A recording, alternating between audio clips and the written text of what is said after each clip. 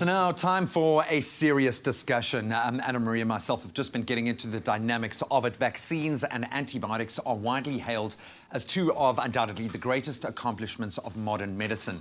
However, over time, bacteria have become resistant to antibiotics, and as a result, the antibiotics have become completely ineffective, leaving many in a dire state of health. But there is a solution to this epidemic, and here to discuss is Anna Marie Blackmore, an antibiotics expert from Pharmacodynamics. And you've proven yourself an expert in our pre-discussion right now. Mind-blowing stuff. So let's get into the current situation. Why are we becoming resistant to antibiotics, and what's happening to the bacteria that they are becoming resistant to antibiotics as well?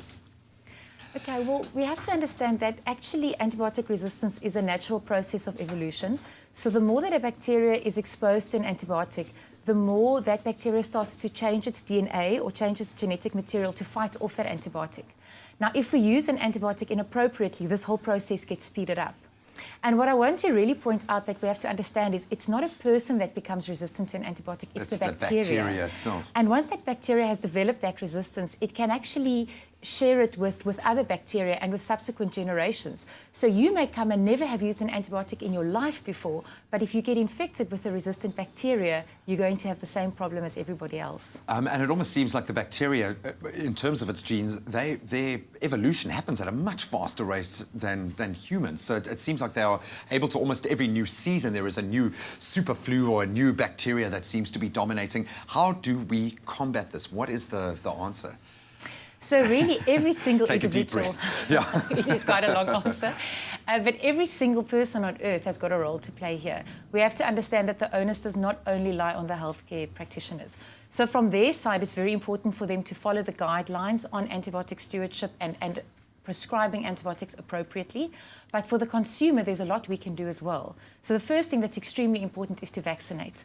Vaccination can protect against a lot of diseases that would otherwise require antibiotics to treat them.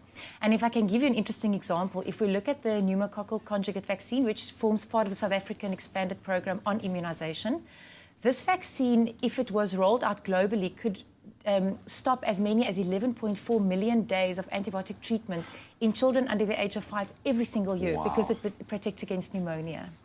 So vaccination is really important. Then the next step is just to follow good hygiene practices.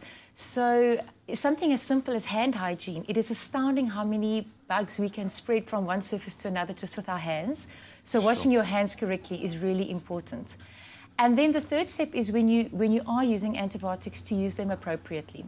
So to not pressurize your doctor to give you an antibiotic when you're sick, because if your doctor suspects the cause of your illness is viral, an antibiotic is not going to make you any better. So it's wrong to then use an antibiotic.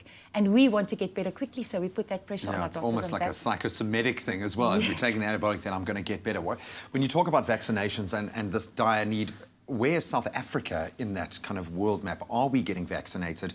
Are our babies being vaccinated at the right time? Where do we sit? So unfortunately, in the most recent District Health Barometer, which looked at the 2013 to 14 period, it showed a 10 percentage point drop compared to the previous year in our coverage. So we are down a bit. There are some reasons that can of course, this supply and logistical reasons. And then, of course, there is this continued fear about vaccinations leading to autism. But this is really completely incorrect. It started with some data that was published in the UK some years back. And it linked the MMR vaccine, which is mumps, measles and rubella, to autism.